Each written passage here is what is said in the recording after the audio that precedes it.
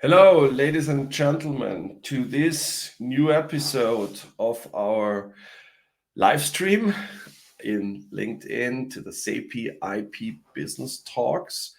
And today we have a very fascinating topic.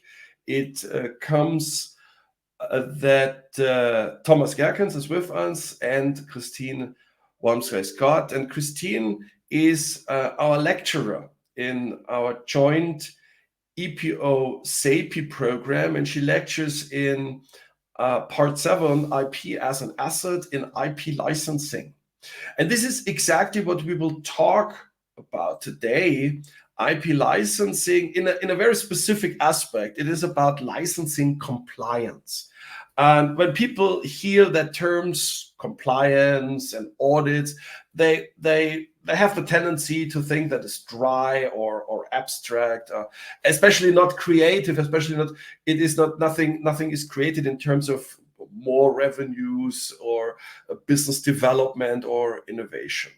And my guest today, Thomas, he was able to explain me how that really works and what that really is. And the more I went into that field, I really started to be fascinated from the different facets of this business.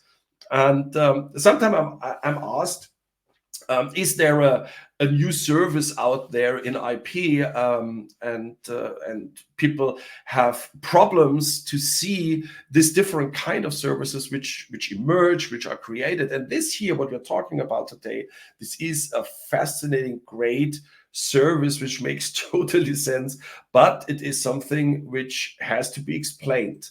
And insofar, I'm very happy, Thomas, that you are with me today.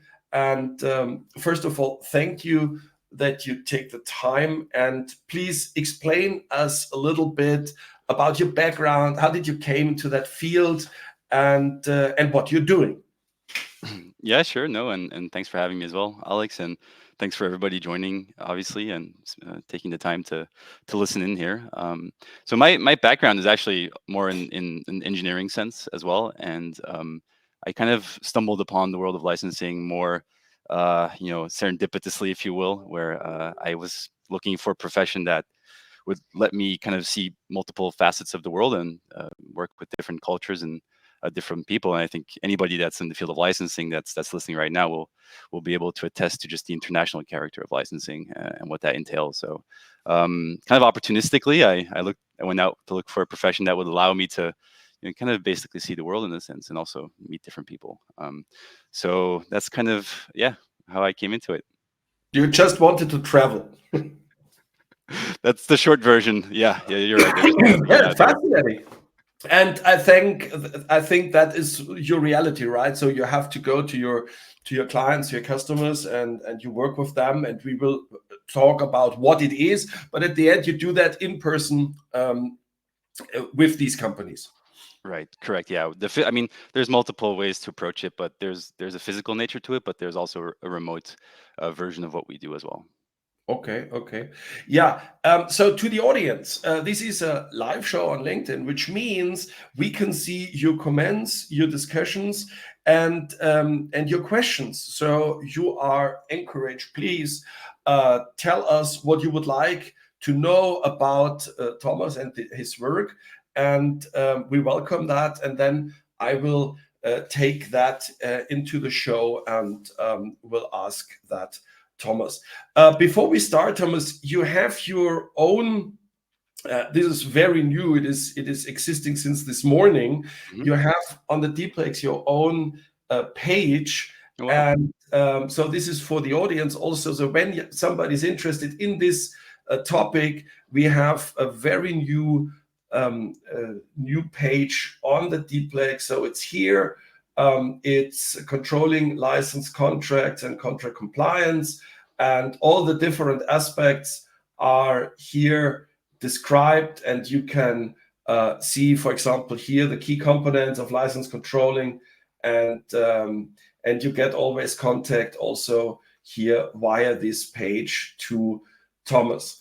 Okay, just to mention that you share your knowledge and provide here a broader view to the topic. So, as a starter, can you explain us a little bit what is licensing compliance and how did that evolve over time? Absolutely, be my pleasure. So, license compliance, and let's in a nutshell, is ensuring that your licensees are adhering to, let's say, the terms laid out in your IP agreements, your contract agreements, your license agreements, kind of whatever um, version that you want to call it. But it goes really beyond just the, let's say, the assessment of the accuracy of the royalty payments. It's about, moreover, as well, protecting the integrity of your IP and just ensuring that it's been used properly and that it maintains the value, because IP is an asset after all, and there is a proactive nature to license compliance, which can actually add value to that asset. So this really goes for both smaller and larger companies. I think for smaller companies, they could focus on more building the foundational processes and, like clear contracts, basic reporting structures. But then for larger companies, obviously there's more complexity that comes into play, and then technology can be a factor as well to manage those larger portfolios. So in the past, as I alluded to, it was more seen as something reactive. It was something where people would come in, or license compliance or compliance. Let's say experts would come in and more ad hoc, in the sense for if something was perhaps seen to be going wrong, or if there was maybe an indication of bad faith, maybe an audit would be triggered. So what we've been trying to do over time is kind of shift that mindset, and go more to a proactive mentality where it's not seen as something, where you only come in if something is kind of seen to be going wrong, but it's done from a business mindset point of view, where audits is seen as kind of rectifying and kind of making sure that the alignment is properly set up between licensors and licensee, as well as making sure that the resources are in the right place at the right time. Because people spend a lot of time negotiating these contracts for good reason. So it is important, we feel, that the the the the alignment of those interpretations of the contracts and of how those financial but also non-financial metrics are accounted for is important. Okay, okay. And so what we can say is with such a license, the you can say that this IP is then to a certain extent in the hands of the licensee, right? And because the licensee can do something with this IP, and you take care that whatever the licensee is doing, it is meaningful for the licensor. Can we put it in that way? I'd say meaningful for both parties. Yeah. Ultimately, it is a partnership. It is a relationship that you have. It is something that you are endeavoring on a partnership and a journey together, which adds value to the marketplace and ultimately to the consumers. Yeah, yeah. I mean, sometimes this is the most critical point. What many people don't understand in licensing is that some companies come to me and say, "Yeah, we want to license that then," and I say, "Yeah, okay, but are you ready for that?" I mean, as a licensor, it's the same thing. So, do you understand that you have a relationship and that you have to stay attractive over the time? So this is a completely different thing from selling something. So it's a transaction, the selling thing, and then the customer's gone, more or less, and you can be happy that when the customer comes back again. But in these licensing issues, you have a relationship, and so I can see you as a kind of, let's say, relationship manager also. Right. Is that Yeah, is that's that your role? I mean, I think unofficially we do kind of take on that role because we understand the importance of that relationship. Ultimately, we are present at the clients of our clients, so we do take that very seriously. That we do not, that we actually try to add value to that relationship, where we understand everybody has their own businesses to do, and that this can be seen as somewhat of a, maybe something on top of that. So we do try and make sure that we set up our procedures in a way that is ultimately less laborious for both parties involved, and that adds the value, and that ultimately licensee also gets something and takes something away from that process. I mean, have you that situation that companies which comes from a traditional product orientated transaction selling business and goes more into this IP based licensing business. Do you have companies which transform themselves in this direction? I mean, we have clients in all kind of sizes, shapes, and forms for sure. I'd say we can definitely try and help out our clients when it comes to licensing part of itself, but that is core to the business of our clients. So what we try to focus on is really looking at through a compliance lens, but not again that passive compliance lens, but through that active compliance lens. Like, is the, for example, the audit clause, is that set up for success? Are the terms and the other types of verbiages that are specific to the ability to manage that relationship, is that set up for Yes. success? Yeah. Okay, okay. Because Maria asked the question whether you have experience with the typical challenges which companies have when they start their licensing business or when they go into a licensing business. Do you have experiences with that? So at Connor, or my experience is mostly focused on the compliance side of things. So once there's a license, let's say scheme, and once there's a relationship and licensees are part of the ecosystem of our clients, that's typically when we come in. We can definitely try and kind of provide some kind of our 2 cents in terms of what would be an important thing to look at from a compliance perspective, but ultimately our focus is really on the compliance side of things. Okay, okay. So let's say I want to implement a licensing compliance program. So what do I have to take care about? So what are the benefits for me when I want to do that? What is your recommendation there? Right. No, great question. So the obvious, I guess, if we're going to talk about the positives of a license compliance program, is the financial protection. A good compliance program ensures that you capture really the full value of your IP, but we see it as going beyond, let's say, the money, right? We see it really to make sure that it protects your brand and ensures the intellectual property is being consistently and correctly used and applied, depending on the product or the services that your business is in, as well as making sure that the IP that is associated with meets the standards. From a reputational perspective, this can also be very important. So the aspect of trust really is what we try to bring to the table, where licensees that want to work with licensors, they trust, often have a better relationship. And if a licensor enables such a program, then that is a sign of, hey, we want to step in here. We want to make sure that our licensees have the right ecosystem and have that right level playing field, really, that they can operate in, so they can also focus on what they need to focus on. Instead of creating this adversarial environment where we try to see compliance more as fostering a collaboration by opening up those communication lines where licensors and licensees can reverse or resolve any misunderstandings. A lot of times that we come in, it's often maybe a little bit too late. Whereas if you are proactive about it, you can address these things rather than having it 10 years down the line. You have it 2 to 3 to 5 years down the line. And that gives so much room and so much um, space to negotiate. Okay, I see. So you are kind of this relationship manager. You Yeah. try to make clear what is the right use, how to define that, how to make it happen, and that is obviously this part this role which you play when it comes to additional revenues, when it comes to innovation, when it comes to use the IP assets, because this is something what you can explain to the licensees, but also maybe to the licensor, right? Right. Yeah. And just to be clear, like, we don't provide any advice in terms of like legal interpretations, right? So our work is purely factual.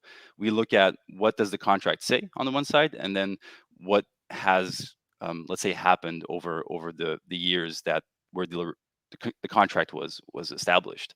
Now that being said, we do come at it from, again, that purely factual perspective, where we look at both the non-monetary and the monetary aspects of it, and then the business decision which will come from that report between licensor and licensee is an opportunity where they can actually discuss what happened and realign or renegotiate or we often find that the business side of our clients also see these as opportunities to actually do more business development together, because that has kind of leveled the playing field and gives that understanding both Okay, got parties. you, got you. I have a wonderful question now. I can show you that. Sure. I don't know who asked it, but before we talk about the question, what is an audit? The LinkedIn user asks, what can we do to avoid it? But okay, um, uh, let's Good let's question. let's take that question. I mean, Yeah. obviously there is a certain behavior expected. And what can we say about the audience and the question how often this is needed, for example? Right. So I think a lot of what is packed into this question has to do maybe a little bit with the reputation of audits out there. And I think that's also what we're trying to change is that reputation of the audit to seen as something that really just, takes up time and resources to something that actually adds value. And we try to do that beyond, let's say, the classic audits, because audits are not the whole story. And maybe that's a way to answer that question as well. A foundation of a compliance program really goes beyond the, let's say, the typical audits, if you will.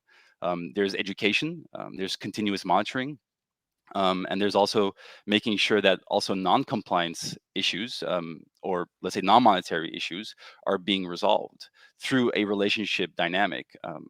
Some of our clients have multiple licensees, and it's very challenging to manage all of these relationships at the same time.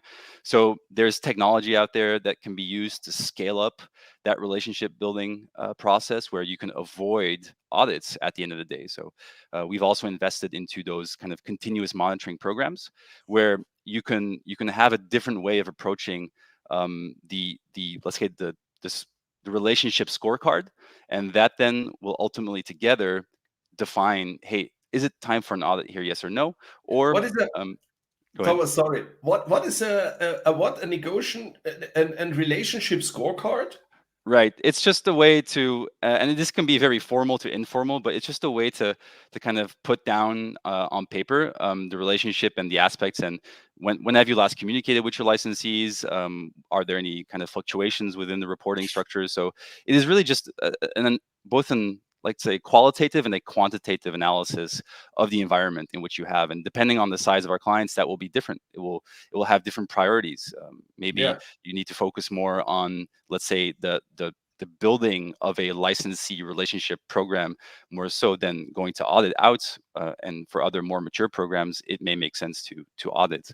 Some licensees request audits even because they understand that they want to be on the right side of this, because there's always a time in the future where potentially these audits need to be done in a different environment. So it's good to be on top of these things. Yeah, got you. Because it sounds like a very fancy thing, like balanced scorecard or so, with a lot of strategic and metaphysical background. But Right. obviously, it is you try to evaluate what's going on there, and it's good to have that documented, right? Exactly. That's just it. And maybe in the consulting world, we sometimes try to use different terminology. But as you said, it's just kind of assessing, hey, where are we in the relationship here? And what can we do ultimately to add more value together, right? Because this is not seen as something to do from a bad faith. This is actually seen as something from a business perspective. So we're trying to make sure that both parties step away from this with a win. Yeah, I mean, again, this is the nature of a licensing relationship, that both one party can only be successful when the other it is. Exactly. So you want that your licensee is successful, otherwise you don't make any business. And that's obviously what lies here in is that these audits can also help to understand how we can make it better, obviously, and to improve the situation. So when people just something, so typically licensing compliance is reduced, so to speak, to an audit. Okay, Right. so but an audit is just an act and one thing of the whole show. So can you explain a little bit what the other aspects of a kind of, let's say, best practice of licensing compliance are?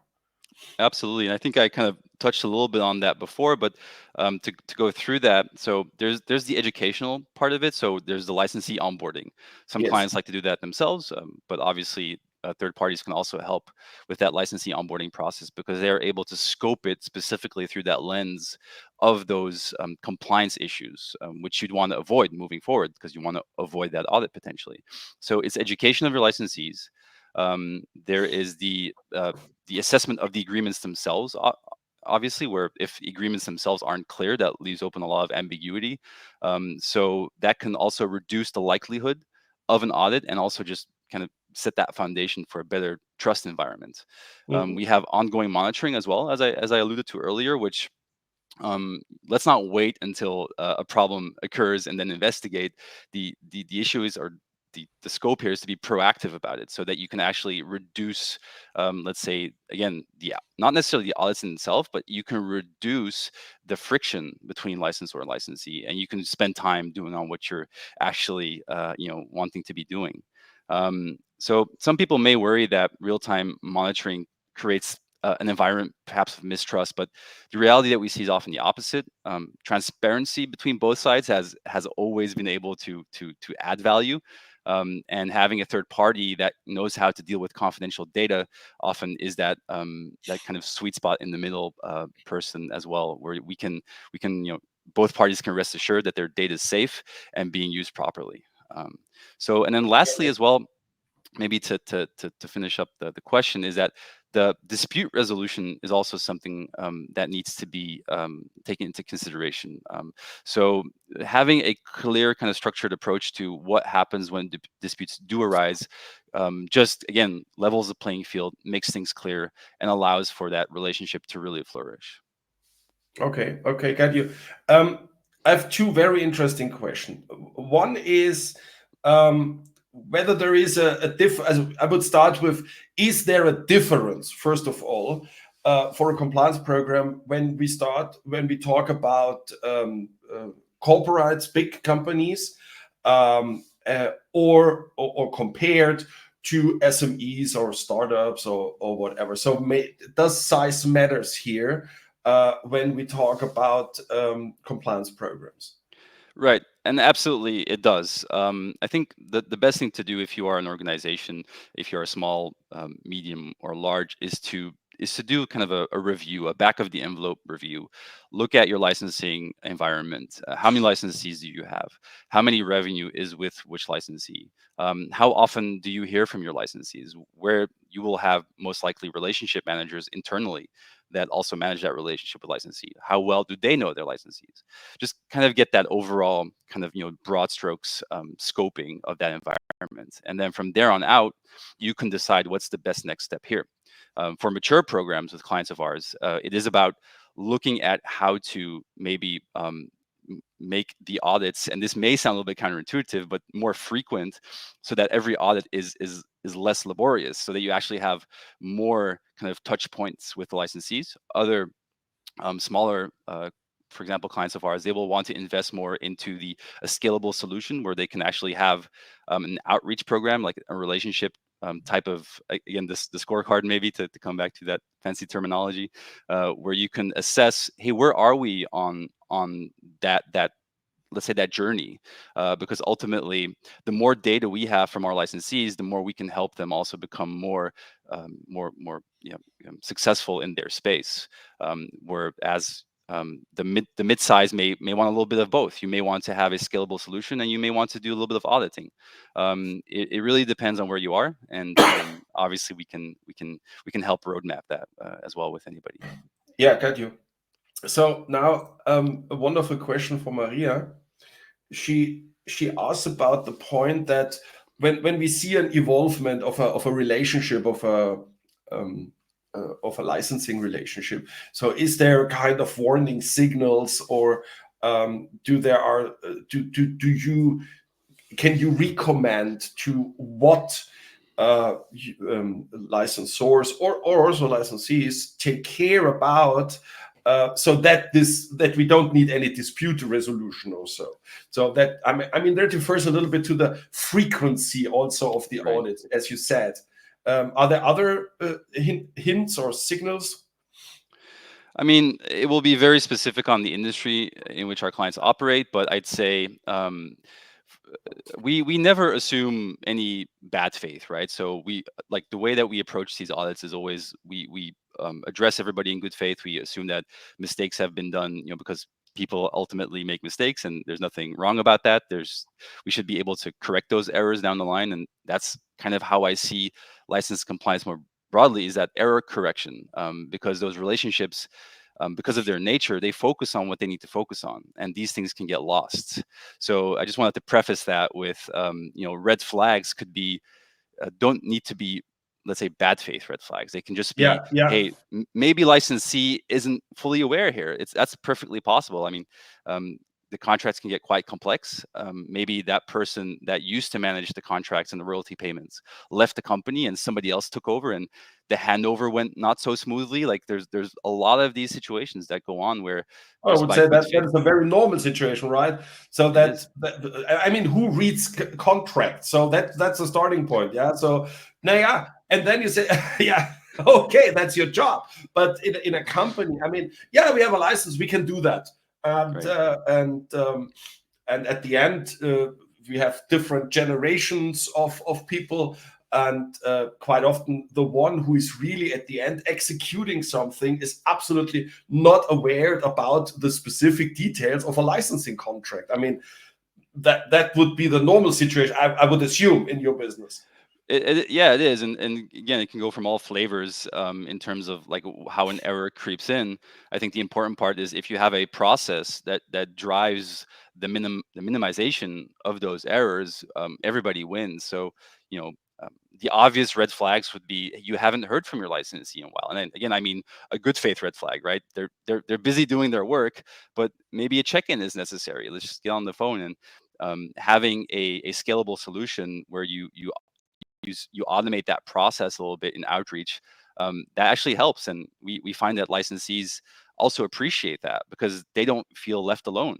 Sometimes licensees, when we visit them physically, they will make statements like, oh, but we haven't heard from licensor ABC in a while. Why are we being audited, for example? Like, why haven't they reached out to us? And by prioritizing that relationship through a process really just helps that, the again, it helps to add that value.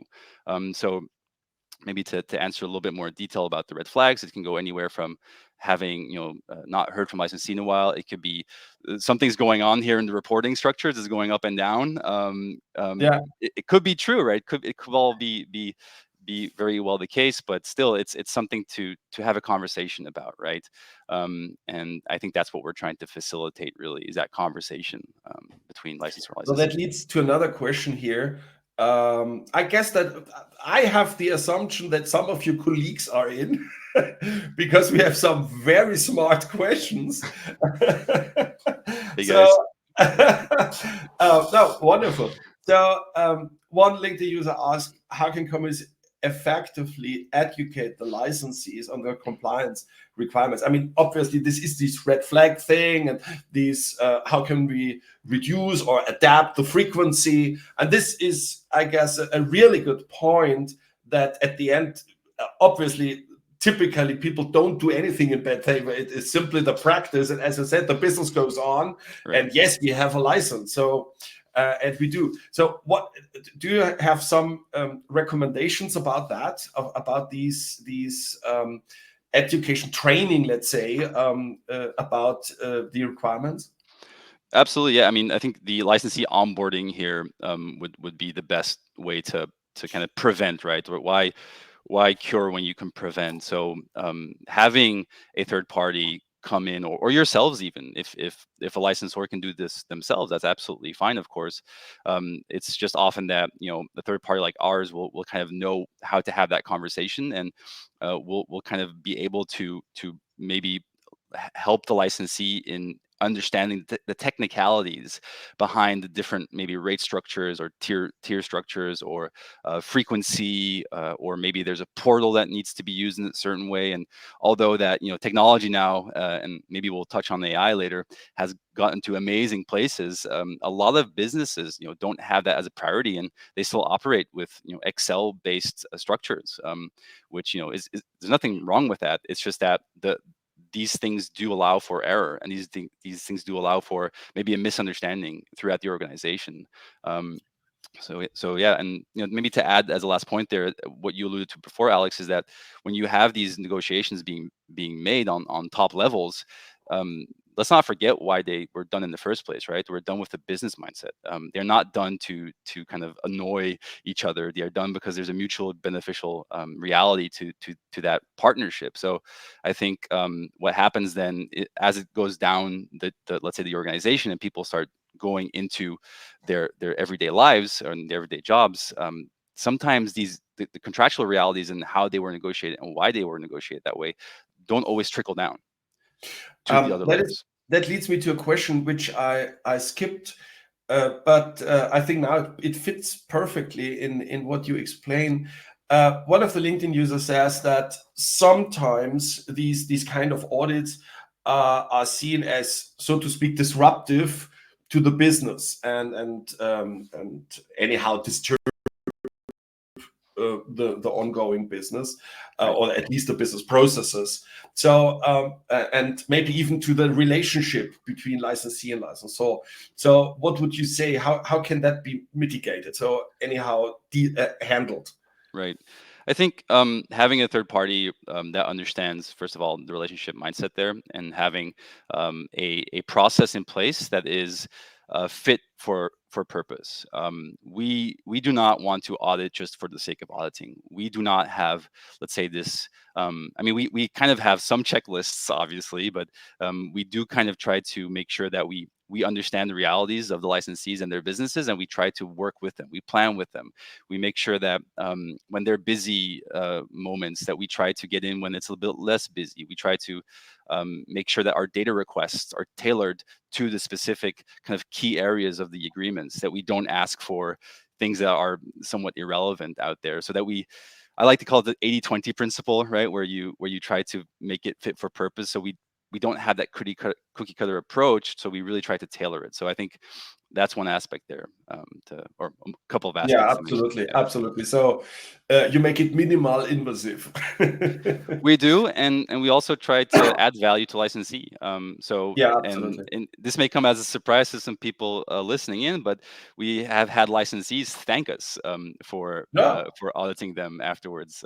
no, it's Yeah, so for me that seems to be obvious that that at the end of the day, the practical implementation of such an licensing contract can be really complex, and at the end, everybody wants that the business runs smooth and grows. That's what we are looking for: efficiency, effectiveness, and when you are a mean to make that happen, obviously, and that makes totally sense that also the licensees are happy with your job, that at the end of the day they can make the business smoothly.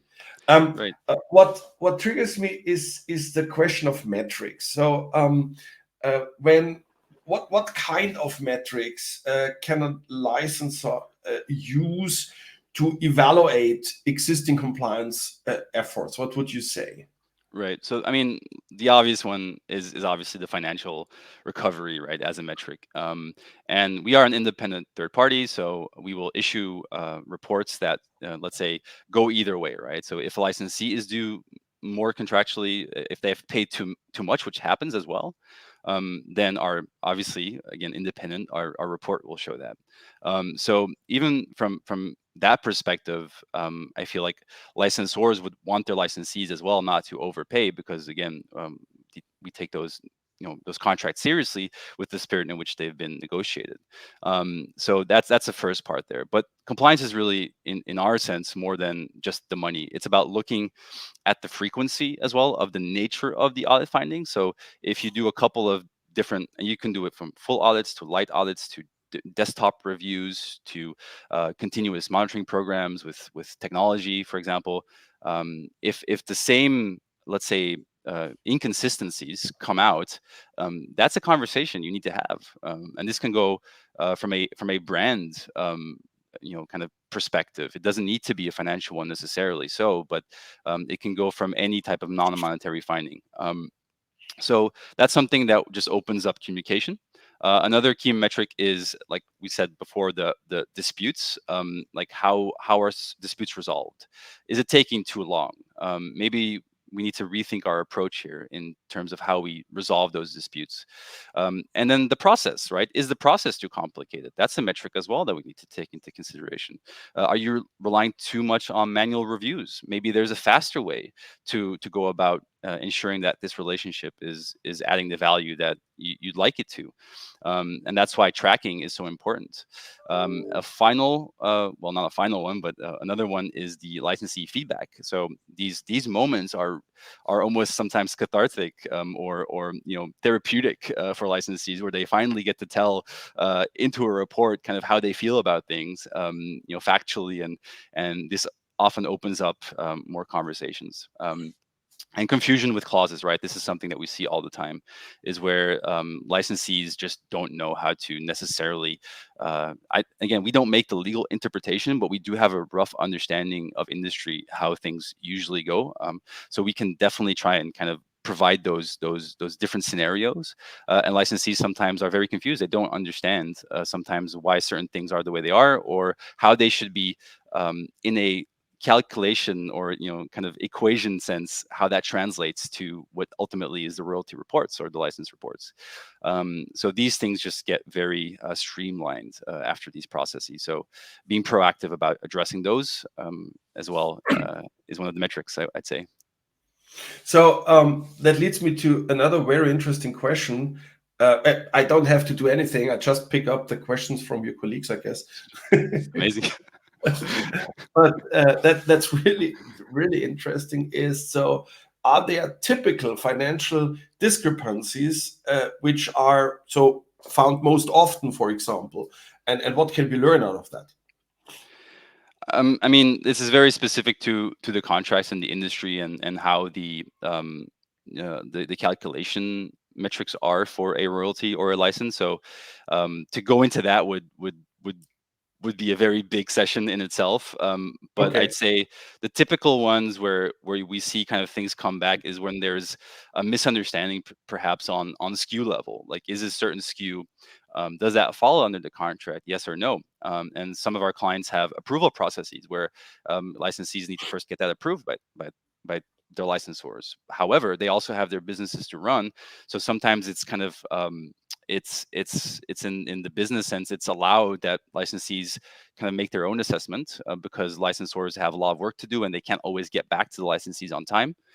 So it's kind of condoned, if you will, but that leaves open, let's say, room for error again, and licensees have to make judgment calls. While they prefer to have a clear cut kind of delineation, kind of, yeah, designation between what is a royalty bearing item or a non-royalty bearing item. So Okay. it can Yeah. it could go Yeah. from SKU level to timing to geography differences. The list goes on. I welcome anybody to reach out, obviously, if you Yeah. have Makes specific totally sense. questions. Yeah. So is that a region which is part of the license or not, and is that a product and this variant of the product and so on? Yeah. Yeah. Of course. Um, so over the time, you are in that business for a certain time, and what is your experience?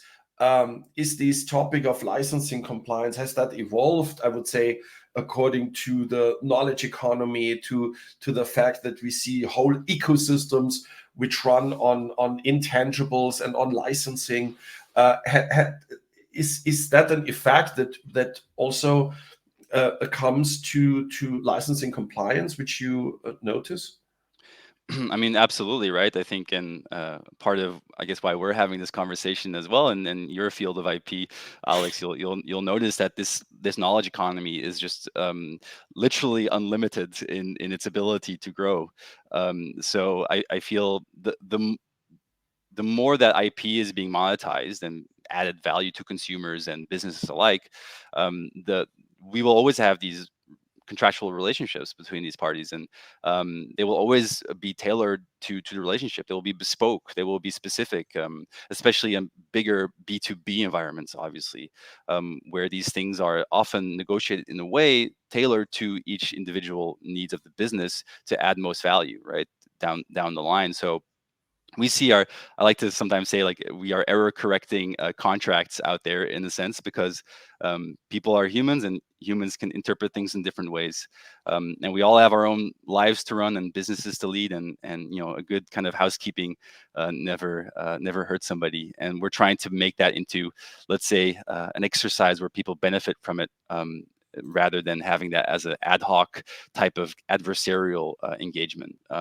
So maybe a little tangential to your question, but absolutely, I just see, and it's tremendous, right, to see just so many people out there that want to license out their IP, that want to, basically spread their knowledge out there in the world. Yeah. Yeah, interesting enough that that many people think about licensing. Okay, so as a business method, let's say, as a business model, but they don't take care about a compliance program. So they oversee the fact that over the time, so at the end you have to take care that the money comes back, and that a compliance, a license compliance, is a crucial part of it, obviously. So let us assume somebody wants to start with it. Okay, so new. They are new in the business, or for whatever reason they have not so far they have not thought about a compliance program. So what would you recommend Mm-hmm. to what is the starting point, and how can you evaluate that a compliance program makes sense and is important? Sure. So I think the first step is to conduct an internal review, like I said previously, where you review your licensing landscape, right? Take stock of what you know. That's often step one. And more importantly, remember what you don't know, you don't know. So it's especially true in compliance. So you may think that agreements are clear. You may think that they are unambiguous.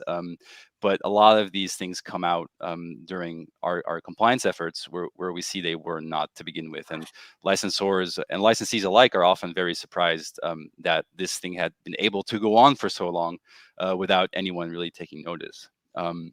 So start by looking at your contracts, right? I think I mentioned before the audit clause. Like, what does that look like? Do they specify clear reporting requirements? Compare the reports that you've received, obviously, against the expectations that you have of your licensees. Are they in line with each other? Are there any areas where visibility is lacking? And then have that conversation with the licensee. Again, you don't need a third party like us necessarily to get started with this. This is something that needs to start in-house, and something that people need to align on, in terms of ensuring that there's at least a mindset around getting those things aligned. And then from there, you can really set strategic goals, right? So you can focus on different aspects. You can focus on revenue recovery or lost revenue recovery. You can focus on the protection of your licensee space, your licensee ecosystem, where you want to be that licensor that actually makes that fair kind of level playing field for all players out there. And you can also use audits, again, maybe ironically, to build better relationships. Because if you set up a compliance program, and maybe we don't necessarily need to say, oh, this is a compliance initiative, but it is something that we also see and have tried to, let's say, dub licensee success, because ultimately that's what it's about. I think that the word compliance has gotten this reputation out there that isn't necessarily factual anymore. So proactively addressing those. So many companies, I understand, could be hesitant to do that, but the first step is always simple. Just assess your current situation, identify the gaps. You don't need to jump into audits immediately. You can just start with the basic checks and move forward from there. Okay, famous final words. Thank you very much. Yeah, I mean, I think what we were able to present today is that compliance is a business term, and it is not a pure legal term. and that license compliance has a lot to do with making business together between licensor and licensee. That is should be seen and should be practiced as a positive thing to improve the business, to improve the smoothness, how that works. Thomas, thank you very much. Thank you very much for our cooperation. I hope the people have fun with your own landing page on the Dplex, and we come to all of you back with more from Thomas and about licensing compliance over the next weeks. Thank you very much. Enjoy your noon now, your lunch, and to all the audience, wherever you are, in which time zone you are, enjoy your week and this October till the next SAP IP Business Talks, which is very close next week. Thank you very much. Bye-bye. Thank you, Juan.